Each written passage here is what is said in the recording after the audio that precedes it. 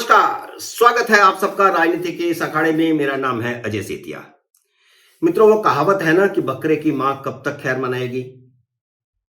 अब चाहे वो अरविंद केजरीवाल हों, चाहे वे तेजस्वी यादव हों, या लालू यादव हों, या पी चिदम्बरम हो, या उनका बेटा कीर्ति चिदम्बरम हो, सबने सत्ता में रहते हुए करोड़ों अरबों रुपए कमाए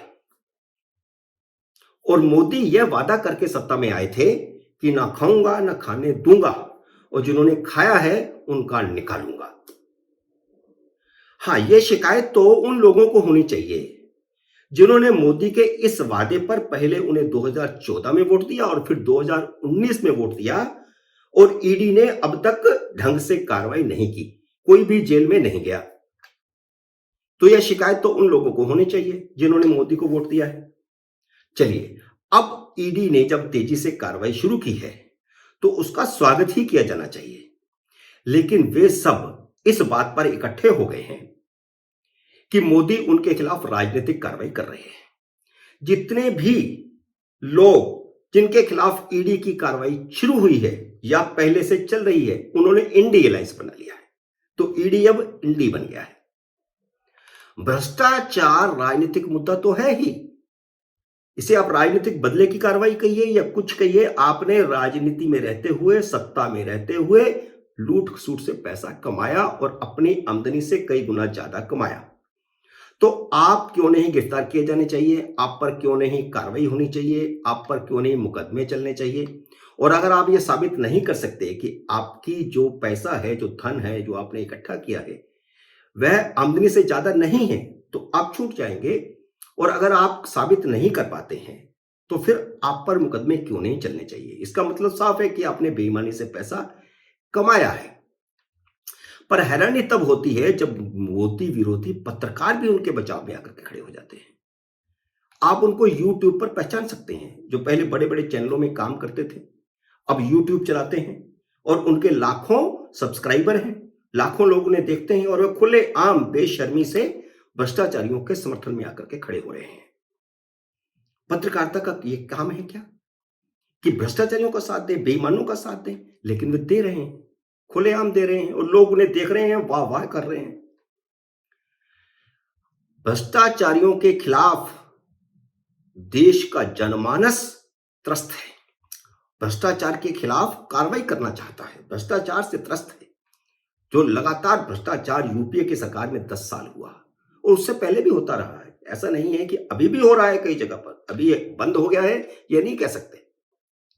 लेकिन अब याद कीजिए, क्या यह केस आपको फर्जी लगता है कि लालू यादव जब रेल मंत्री थे तो उन्होंने बिना विज्ञापन जारी किए सैकड़ों लोगों को नौकरी दी, और जिन्हें नौकरी दी उनकी जमीनें एक कंपनी के नाम करवा ली?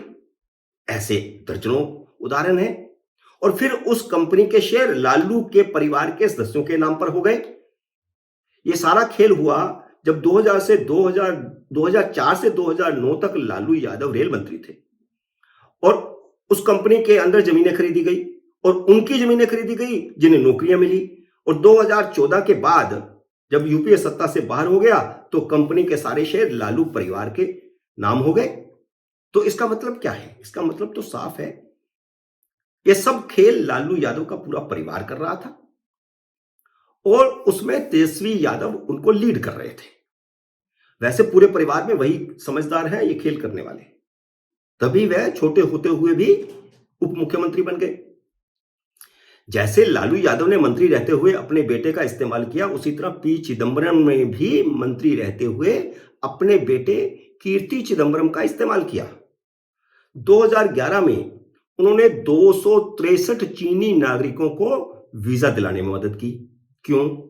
इतने सारे चीनी नागरिकों को वीजा दिलाने का क्या मतलब? कोई खेल है?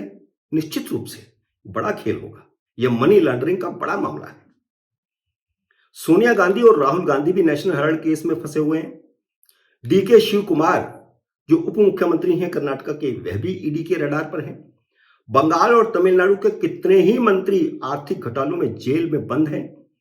और जब उद्धव ठाकरे मुख्यमंत्री थे तो उद्धव सरकार के भी बहुत सारे मंत्री ईडी के रडार में आए और जेल में गए। समझ नहीं आ रहा कि यह इंडी अलायंस है या ईडी अलायंस है।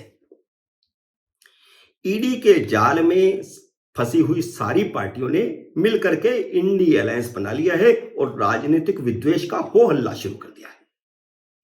सोनिया गांधी या मल्लिकार्जुन खड़गे के पास इतना नैतिक साहस नहीं है जैसा नरसिम्हा राव के पास था।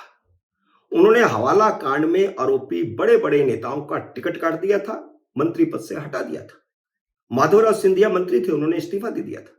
माधवराव सिंधिया को टिकट नहीं मिला, कमलनाथ को टिकट नहीं मिला, विद्याचरण शुक्ला को टिकट नहीं मिला और भी अनेक लोगों को टिकट नहीं दिया गया था। वह लालकृष्ण आडवाणी का नैतिक साहस था जिन्होंने लोकसभा से इस्तीफा दे दिया और कहा कि वह जब तक हवाला कांड से बरी नहीं होंगे संसद का मुंह नहीं देखेंगे। और वह मदन लाल खुराना का नैतिक साहस था जिन्होंने दिल्ली के मुख्यमंत्री पद से इस्तीफा दे दिया था। एक खुराना थे और अब एक ये केजरीवाल है। देख लीजिए, केजरीवाल के घोटालों का कोई अंत नहीं। शराब घोटाले में कोर्ट हर रोज कह रही है कि ईडी और सीबीआई ने उनके सामने पुख्ता सबूत पेश किए हैं, प्रथम दृष्टया सबूत हैं, इसीलिए सिसोदिया और संजय सिंह को जमानत नहीं हो रही। लेकिन केजरीवाल ईडी के सामने पेश होने से भाग रहे हैं और कह रहे हैं कि क्योंकि आम आदमी पार्टी की लोकप्रियता बढ़ रही है इसलिए उन्हें राजनीतिक तौर पर खत्म करने के लिए यह विद्वेष के तहत राजनीतिक कार्रवाई हो रही है। और कितनी लोकप्रियता बढ़ रही है वो तो हमने देख लिया। 5 राज्यों के चुनाव हुए, जितने उम्मीदवार 5 राज्यों में खड़े किए थे सबकी जमानत जब्त हुई। लेकिन केजरीवाल कब तक भागेंगे? भले ही पंजाब में जाकर के छिप करके बैठ गए हैं जहां 1000 पुलिस वाले उनकी सुरक्षा में लगे हैं। ईडी ने 3 जनवरी को पेश होने का उन्हें तीसरा सम्मन जारी कर दिया है।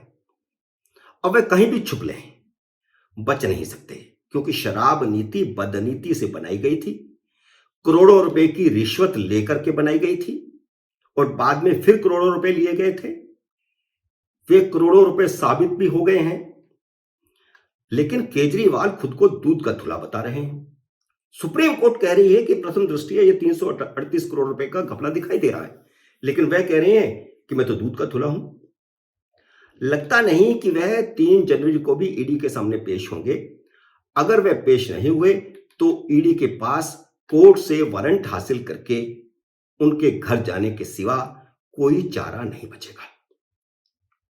अगर वह 3 जनवरी को पेश हो गए और ईडी के सामने वैसी बदतमीजी नहीं की जैसी वह राजनीतिक चिट्ठियां लिख करके कर रहे हैं तो उस दिन उनकी गिरफ्तारी नहीं होगी। पर जैसे उनकी बदतमीजी की आदत है, कुछ भी हो सकता है। पिछले 2 सम्मनों को राजनीतिक और गैर कानूनी बताते हुए उन्होंने पेश होने से इनकार कर दिया और राजनीतिक किस्म की चिट्ठियां वे जांच एजेंसी को लिख रहे हैं। वैसे उनका यह बहरूपियापन हर मुद्दे पर सामने आता रहा है, अब भी आ गया है। अब ईडी के सम्मन पर भी उनका बहरूपिया रूप सामने आ गया है। 2012 में जब वह मुख्यमंत्री नहीं बने थे तब उन्होंने ट्विटर पर एक ट्वीट किया था। वह ट्वीट आज याद करना बहुत जरूरी है। यह 24 नवंबर 2012 का ट्वीट है जिसमें उन्होंने लिखा था कि एक देशभक्त भारतीय होने के नाते उस समय मेरा सिर शर्म से झुक जाता है जब हमारे सामने हमारे भ्रष्ट राजनीतिज्ञ कई बार सम्मन आने के बाद भी जांच एजेंसियों सीबीआई और ईडी के सामने पेश नहीं होते। ये उन्हीं का ट्वीट है। और फिर आगे लिखते हैं, जबकि आरोप लगते ही उन्हें तुरंत अपने पदों से इस्तीफा दे देना चाहिए। 1474 लोगों ने उनकी इस पोस्ट को लाइक किया था और 487 ने अपने ट्विटर हैंडल से रीपोस्ट किया था। अब उन सब का सिर तो शर्म से झुक रहा होगा कि इस केजरीवाल को, जिस केजरीवाल को उन्होंने रीट्वीट किया, लाइक किया, वह क्या कर रहे हैं, जो कहा उसके उलट कर रहे हैं। अब आरोप लगने के बावजूद ना तो केजरीवाल इस्तीफा दे रहे हैं, ना सम्मन मिलने के बाद ईडी के सामने पेश हो रहे हैं।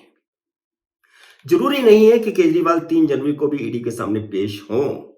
वह एक चिट्ठी अभी और लिखेंगे और ईडी जब कोर्ट से सम्मन लेकर के घर पहुंचेगी तो छत पर खड़े होकर के चिल्लाएंगे कि उनके साथ अन्याय हो रहा है।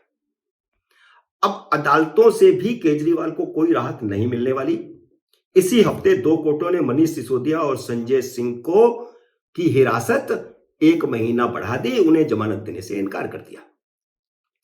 कोर्ट अब ट्रायल के लिए सख्त हो गई है। सिसोदिया और संजय सिंह के वकीलों को कोर्ट ने कहा है कि 19 जनवरी से बाकायदा सुनवाई शुरू होगी और उन्होंने आरोपों के संबंध में जो भी दस्तावेज देखने हैं वे 15 जनवरी तक सीबीआई के दफ्तर में जाकर के खुद देख लें। कभी कहते हैं कि फोटो कॉपी नहीं मिली, कभी कहते हैं हार्ड कॉपी नहीं मिली, कभी कहते हैं सॉफ्ट कॉपी नहीं मिली। तो अब कोर्ट ने कहा कि 15 जनवरी तक सुबह 10 बजे से लेकर के 5 बजे तक जब चाहे सीबीआई के दफ्तर में जाकर के आप देख लें। अब 19 जनवरी के बाद कोई बहाना नहीं चलेगा। हो सकता है तब तक केजरीवाल भी इन दोनों के साथ तिहाड़ में ही लोहड़ी और मकर संक्रांति मनाते हुए दिखाई दें। मित्रों, उम्मीद है मेरा यह वीडियो आपको पसंद आया होगा। इसे लाइक और शेयर कीजिए। अगर आपने मेरे YouTube चैनल को अब तक सब्सक्राइब नहीं किया तो कृपया सब्सक्राइब करके घंटी का बटन भी दबा दीजिए। जल्द ही मिलते हैं अगले वीडियो में किसी नए विषय के साथ। तब तक नमस्कार।